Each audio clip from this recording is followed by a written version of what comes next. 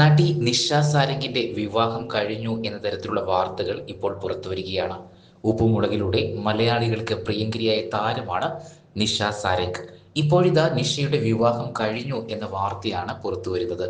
ഈയിടെ ഒരു ഓൺലൈൻ ചാനലിന് നൽകിയ അഭിമുഖത്തിൽ നിഷ തന്റെ ഭാവി ജീവിതത്തെക്കുറിച്ച് മനസ്സ് തുറന്ന് പറഞ്ഞിരുന്നു. തനിക്ക് ജീവിതത്തിൽ ഒരു കൂട്ടുണ്ടാവേണ്ടതിന്റെ ആവശ്യകതയെക്കുറിച്ച് നിഷ സംസാരിച്ചിരുന്നു. എന്നാൽ തുടർന്ന് ഈയിടെ ഒരു പൊതുപരിപാടിയിൽ നിഷ എത്തിയത് നെറ്റിയിൽ കുങ്കുമം ചാർത്തിക്കൊണ്ടായിരുന്നു. ഇതാണ് പ്രേക്ഷകരെ പല രീതിയിൽ സംശയങ്ങൾക്ക് വഴിതെളിച്ചത്. എന്നാൽ ഇപ്പോഴിതാ പുറത്തുവരുന്ന വാർത്ത നിഷ വിവാഹിതയായി എന്ന തരത്തിലാണ്. എന്നാൽ ഇത് സംബന്ധിച്ചുള്ള സ്ഥിരീകരണം ലഭിച്ചിട്ടില്ല. നിഷയുടെ വാക്കുകളിലേക്ക്. പോകുന്നില്ല. അപ്പൊ നമ്മള് ഒരു അഭിനയിക്കാന്ന് പറഞ്ഞാൽ പ്രോപ്പർ ആക്ടിങ്. ആ അപ്പോൾ എൻ്റെ വീട്ടിൽ എൻ്റെ അച്ഛൻ്റെ സുഹൃത്താണ് MK അർജുന മാഷ്. അപ്പോൾ മാഷ് അച്ഛനും കൂടെ ഇടയ്ക്കൊക്കെ കാണലുണ്ട്. മാഷിൻ്റെ വീട്ടിൽ അച്ഛൻ പോകും, അച്ഛൻ അല്ലെങ്കിൽ മാഷ് നമ്മളെ വീട്ടിൽ വരും ഇടയ്ക്കൊക്കെ. മിക്ക ദിവസങ്ങളിലും വരുമ്പോൾ കാണുമ്പോൾ ഞങ്ങൾ വീട്ടിൽ വരുമ്പോൾ മാഷ്ക്ക് ചായയൊക്കെ കൊണ്ട് കൊടുക്കുക. ഞാൻ അങ്ങോട്ട് ചെല്ലുമ്പോൾ എൻ്റെ അടുത്ത് എൻ്റെ ഇങ്ങനെ കൈ പിടിച്ചെങ്കിൽ എന്നോട് ഇങ്ങനെ കുറച്ച് നേരം എൻ്റെ അടുത്ത് വർത്താനമൊക്കെ പറയും. അപ്പോൾ ഒരു സ്ഥലം ഇങ്ങനെ വിരലിലേക്ക് ഇങ്ങനെ പിടിച്ചു നോക്കിയിട്ട് ഇവള് കലാകാരിയായി തീരാൻ സാധ്യതയുണ്ട് കേട്ടോ എന്ന് അച്ഛനോട് പറഞ്ഞു. അച്ഛൻ പറഞ്ഞു ഡാൻസൊക്കെ ചെയ്യും, ക്ലാസിക്കലൊക്കെ ചെയ്യലുണ്ടല്ലോ, ക്ലാസിക്കൽ പഠിച്ചിട്ടൊക്കെ ഉണ്ടല്ലോ എന്ന് പറഞ്ഞു. അതല്ല, ഇവള് അഭിനയിക്കും, ഇവള് ഒരുപാട് വലിയ നടിയായി തീരും എന്നൊക്കെ അച്ഛൻ്റെ അടുത്ത് പറഞ്ഞു. അപ്പൊ അച്ഛൻ ഇങ്ങനെ എന്നെ നോക്കി. ഞാനതൊന്നും വലിയ കാര്യം ഇട്ട് കൊടുത്തിട്ടില്ല, കാരണം നമ്മള് എനിക്കൊരിക്കൽ പോലും പ്രതീക്ഷിക്കുന്നില്ല. അപ്പൊ പുള്ളി പറഞ്ഞു സിനിമയിലൊക്കെ അഭിനയിക്കും എന്നൊക്കെ പറഞ്ഞു. അപ്പൊ അത് കഴിഞ്ഞിട്ട് ഒരു ദിവസം പുള്ളിയുടെ തന്നെ ഒരു ശിഷ്യൻ എന്നൊരു ഇങ്ങനെ വന്ന് പറഞ്ഞു, മാഷ് പറഞ്ഞിട്ടാണ് എന്നും പറഞ്ഞിട്ട് വന്ന് പറഞ്ഞു. അപ്പം അച്ഛനത് കാര്യമായിട്ട് എടുത്തില്ല, നാടകത്തിൽ അഭിനയിക്കുക. പിന്നെ അങ്ങനെ മാഷ് അച്ഛൻ്റെ അടുത്ത് പറഞ്ഞു അവൾ പോട്ടെ, അവൾ അഭിനയിക്കട്ടെ, നല്ല കാര്യമല്ലേ, പിന്നെ അവൾ ക്ലാസിക്കലൊക്കെ പഠിച്ചില്ല, അപ്പോൾ അതുകൊണ്ട് വലിയ പാടുണ്ടാവില്ല എന്നൊക്കെ പറഞ്ഞിട്ട് കുറേ നിർബന്ധിച്ച് കുറേ പ്രശ്നങ്ങളുണ്ടായി. ഈ നാടകത്തിൽ അഭിനയിക്കാൻ എനിക്ക് പോകണ്ടെന്നും അച്ഛൻ വിടില്ലാന്ന്, എനിക്ക് പോകണ്ടെന്നും അച്ഛൻ വിടില്ലാന്ന്. ചേച്ചിക്ക് ഇൻട്രസ്റ്റ് ഇല്ല? എനിക്ക് പേടി. അയ്യോ, ഞാൻ ഒരു 2 പേരെ ഒന്നിച്ച് കണ്ടിട്ടാണ് എനിക്ക് പേടിയാണ് മുട്ടുപറിക്കും സംസാരിക്കാൻ. അപ്പം ഞാനെങ്ങനെ സ്റ്റേജിൽ കയറുന്ന ഡയലോഗൊക്കെ പറയണേ. അപ്പം അതുകൊണ്ടാണ് ഞാൻ പറഞ്ഞു ഞാനില്ല, എനിക്ക് പേടിയാന്നൊക്കെ പറഞ്ഞു. അപ്പോൾ അങ്ങനെ ഒരു ധൈര്യത്തിന് വേണ്ടി നമ്മൾ വീടിനടുത്തുള്ള ഒരു അമ്പലത്തിൽ ഒരു അമേച്ചർ നാടകത്തിൽ ഒരു ക്യാരക്ടർ എന്നെ കൊണ്ട് ചെയ്യിച്ചു. അങ്ങനെ അതും പ്രത്യേക റിഹേഴ്സലൊന്നും ഇല്ല, പ്രത്യേകിച്ച് വലിയ റിഹേഴ്സലൊന്നും ഇല്ല, പോയി ആ ബുക്ക് നോക്കി പഠിച്ചിട്ട് പോയി ചെയ്തു. അപ്പോഴാണ് ഈ ബെന്നിച്ചേട്ടൻ വിളിക്കണത്. അപ്പോൾ നമുക്ക് ഡയലോഗ് ഇങ്ങനെ പറയണം, ഡയലോഗ് പറയുമ്പോൾ ഇങ്ങനെയുള്ള കാര്യങ്ങൾ ശ്രദ്ധിക്കണം. ഡയലോഗിൻ്റെ ഒരു മോഡുലേഷൻ ഉണ്ട്, താളമുണ്ട് ഡയലോഗിന്, നാടകത്തിന് പ്രത്യേകിച്ചും. അപ്പോൾ ആ താളം എങ്ങനെ, അപ്പോൾ അങ്ങനെയെല്ലാം എനിക്ക് പറഞ്ഞു തന്നതും നിൽക്കേണ്ടത് എങ്ങനെ സ്റ്റേജിൽ, നമ്മളങ്ങനെ കുറേ കാര്യങ്ങളുണ്ടല്ലോ, അങ്ങനെ ബേസിക് സംഭവങ്ങളെല്ലാം പഠിപ്പിച്ചത് പുള്ളിയാണ്. ഡയലോഗ് എങ്ങനെ പറയണം എന്ന് എനിക്കെന്ന് വെച്ചാൽ പേടിയുള്ള ഒരാളായിരുന്നല്ലോ.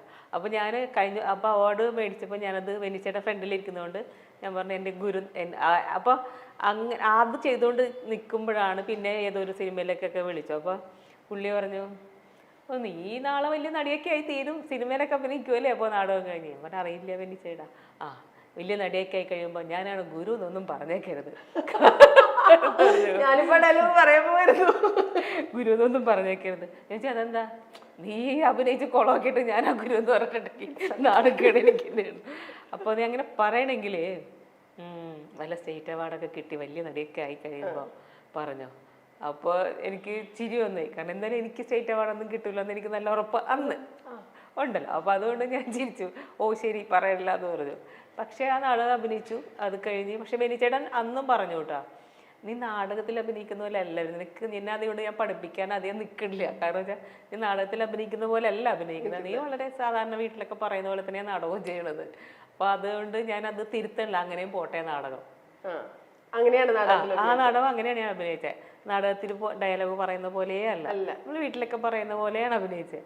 പുള്ളി ഇങ്ങനെ തന്നെ പറഞ്ഞാൽ മതി, അത് മാറ്റാൻ ഞാൻ ശ്രമിക്കില്ലേ, മാറ്റാൻ എനിക്ക് അങ്ങനെ പറയാൻ പറ്റണില്ല, മനസ്സിലായി. അപ്പൊ പുള്ളി അങ്ങനെ തന്നെ അഭിനയിച്ചാൽ മതി എന്ന് പറഞ്ഞു. അപ്പൊ ആ ഒരു ഇത് നല്ലൊരു ഗുണം തന്നെയായിരുന്നു സത്യം പറഞ്ഞാൽ, അങ്ങനെ തന്നെ. അപ്പൊ ഇത് കഴിഞ്ഞപ്പോ ഈ അവാർഡ് മേടിച്ചപ്പോ ഞാൻ എൻ്റെ ഗുരുനാഥനാണ്, അപ്പൊ ഈ സംഭവം ഞാൻ പറഞ്ഞു സ്റ്റേജിൽ, അവാർഡ് മേടിച്ചപ്പോ ഞാൻ ഇത് പറഞ്ഞു. അപ്പൊ എൻ്റെ അത് ബെന്നിച്ചേട്ടൻ ഡെഡിക്കേറ്റ് ചെയ്യണു അവാർഡൊന്നും പറഞ്ഞു, ഈ ഹാസ്യ നടിക്കുള്ള അവാർഡൊക്കെ കിട്ടി. അപ്പൊ ബെന്നിച്ചേട്ടൻ അത് കഴിഞ്ഞപ്പോ ബെന്നിച്ചേട്ടനും പ്രതീക്ഷിച്ചില്ല, ഞാനും പ്രതീക്ഷിക്കണില്ലല്ലോ, അങ്ങനെ ബെന്നിച്ചേട്ടൻ അവിടെ ഉണ്ടാവുമെന്ന് അറിയില്ല, ഞാൻ അവിടെ ഉണ്ടാവുമെന്ന് ബെന്നിച്ചേട്ടൻ അറിയാം, കാരണം വെച്ചാൽ അവാർഡ് അവരിങ്ങനെ ലിസ്റ്റ് വെച്ചിട്ടുണ്ട്. അപ്പോൾ ബെന്നിച്ചേട്ടനോട് ഞാൻ ചോദിച്ചു അങ്ങനെ പറഞ്ഞു, ബെന്നിച്ചേട്ടന് വിഷമമായോ ഇങ്ങനെ പറഞ്ഞു.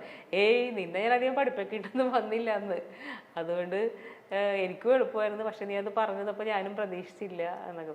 സന്തോഷം. ഇത് അന്നയോട് പറഞ്ഞോ? അന്നയ്ക്കും അറിയാം, അച്ഛനാണ് ഗുരു എന്ന്. അന്നയ്ക്കും അറിയാം, ബെന്നിച്ചേട്ടൻ്റെ വൈഫിനും ഒക്കെ അറിയാം. ഞാൻ അവരുടെ വീട്ടിലേക്ക് പോവാറുണ്ടായിരുന്നു ആ ടൈമിലൊക്കെ. അതുകൊണ്ട് ഇവരുടെ വീട്ടിലൊക്കെ അന്നും പോയിട്ടുണ്ട്, ഞാൻ ഇടയ്ക്കൊക്കെ പോയിട്ടുണ്ട്. അപ്പോൾ ഈ അന്ന കുഞ്ഞു ഉടുപ്പൊക്കെ ഇട്ട് കുട്ടിയാണ് ഞാൻ ചെല്ലുമ്പോൾ. അതുകൊണ്ട് അന്ന് തൊട്ടേ അറിയാം, അവരുടെ വീട്ടിലെല്ലാവരെയും അറിയാം, ബെന്നിച്ചേട്ടൻ്റെ അമ്മയും പെങ്ങളെയും വൈഫിനെയും കുട്ടികളെയും ഒക്കെ അറിയാം. നേരത്തെ അറിയാന്ന്. നേരത്തെ അറിയാം. അപ്പൊ അന്നയോടൊരു നമ്മൾ ഇത് ചെയ്യുമ്പോ കപ്പള ചെയ്യുമ്പോ അതുകൊണ്ട് അന്നയെ ആദ്യമായിട്ട് കാണുന്ന ഒരു പ്രതീതി ശരിക്കും മോളോട് എന്തെങ്കിലും ഒരു മൊമെന്റ് ഓർക്കുന്നുണ്ടായിരുന്നു ഷൂട്ടിങ്ങിന്റെ സമയത്ത്? ഏത് കപ്പലയുടെ സമയത്ത്? പ്രത്യേകിച്ചൊന്നുമില്ല. അത് നമ്മൾ ഏതാണ് കപ്പലയുടെ ലൊക്കേഷന്റെ അടുത്ത് തന്നെയായിരുന്നു പ്രകാശം പറക്കട്ടെയും ലൊക്കേഷൻ. അതെ, രണ്ടും അടുത്തടുത്ത് തന്നെയായിരുന്നു. രണ്ടും ഒരേ ആണോ? സെയിം ടൈം ആയിരുന്നോ? സെയിം ടൈം അല്ല, സെയിം ലൊക്കേഷൻ ആയിരുന്നു. എവിടെയായിരുന്നു അത്? എന്താണ് സ്ഥലത്തിന്റെ മറ്റേ മുക്കം എന്ന് പറഞ്ഞ സ്ഥലമില്ലേ, അവിടുന്ന് കുറെ ഹൈ റേഞ്ചിലേക്ക് പോകണം. പേര് ഞാൻ ഇപ്പൊ ഓർമ്മയില്ല. നല്ല ഓർമ്മക്കുറവുള്ള കൂട്ടത്തിലാണ്. നല്ല ഓർമ്മക്കുറവെന്ന് കൊച്ചെ ഈ ഒരു കുടുംബത്തിന്റെ മൊത്തം ഭാരെടുത്ത് തലവെക്ക്, അപ്പൊ മനസ്സിലാവും. അപ്പൊ മനസ്സിലാവും. ഓർമ്മയൊക്കെ പോകുന്നത്.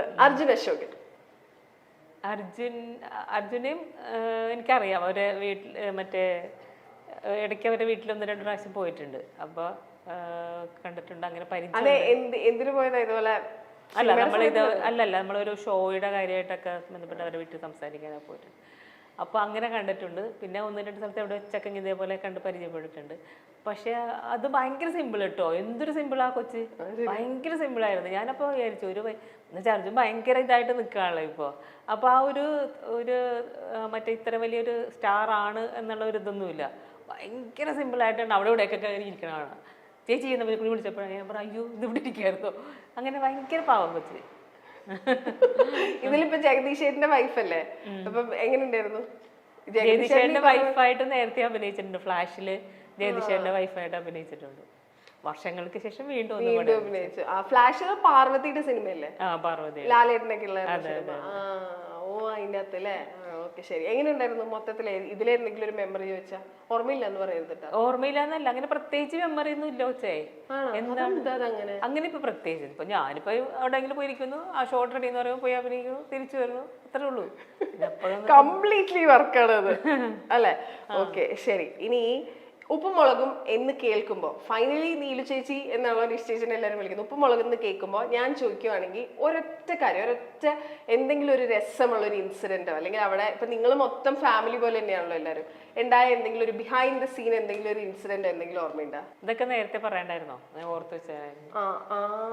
പിന്നല്ലാണ്ട് പെട്ടെന്ന് വന്നിട്ട് ഒരു ഇത്രയും നേരം അവിടെ നിന്ന് തലപുകഞ്ഞ് അഭിനയിച്ചിട്ട് എനിക്ക് മനസ്സിലായി. അവിടെ ഈ ഉപ്പുമുളക് ലൊക്കേഷനിൽ ഒന്ന് വന്ന് നോക്കുക, നമ്മളിങ്ങനെ ഡയലോഗ് അടിക്കുന്നു, ഡയലോഗ് അടിക്കണു, സീൻ ചെയ്യണു, ഡയലോഗ് അടിക്കണു, ഒരു സെക്കൻഡ് നമ്മളവിടെ വെറുതെ ഏതെങ്കിലും ഒരു സീനിൽ ഇല്ലെങ്കിൽ ചിലപ്പോ നമുക്കൊന്ന് വെറുതെ ഇരിക്കില്ല.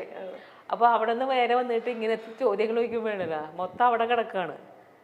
കയറുമ്പോൾ ലൊക്കേഷനിലോട്ട് കയറുമ്പോൾ നേരെ കാറിൽ നിന്ന് ഇറങ്ങുന്നതിന് മുന്നേ തന്നെ ഞാൻ മൊബൈൽ സൈലന്റ് ആക്കും.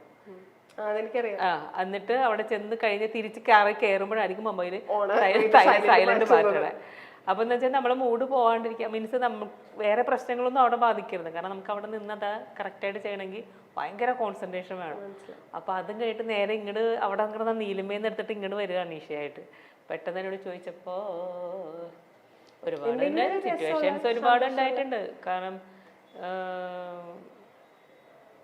വിജയുടെ ഒരു ദിവസം സീനില് വലിയ വെയിറ്റില് ഞാനതോ ഓഫീസിൽ ഏതോ മീറ്റിങ്ങിൽ പോയിട്ട് ഞാൻ വിളിച്ചിട്ട് ഫോൺ എടുക്കണില്ല. അപ്പോൾ ഫോൺ എടുത്തിട്ട് ഞങ്ങൾ സീൻ ചെയ്യും. അപ്പോൾ ഞാൻ വൈകി വന്നതിന് എന്നെ ഭയങ്കരമായിട്ട് വഴക്ക് പറയാണ്. നിന്നെ വിളിച്ചിട്ട് നീ ഫോൺ എടുത്തില്ല. അപ്പോൾ ആരോ ഫോൺ എടുത്തിട്ട് പറയാണേ നിഷാ മാഡം അവിടെ ഇല്ലാന്ന്. ഞാൻ പറഞ്ഞു എന്തോ ഏത് മാഡം? ഞാൻ ഫോൺ എടുത്തിട്ട് നീ ആരോ ഫോൺ എടുത്തിട്ട് പറയണേ നിഷാ മാഡം അവിടെ ഇല്ല, മീറ്റിങ്ങിനാണ്. നീ ആര്? നിഷാ മാഡം ഫോൺ എടുത്തെങ്കിൽ ഞാൻ എന്തോടും. അപ്പൊ എന്ന് വെച്ചാൽ മീൻസ് പുള്ളി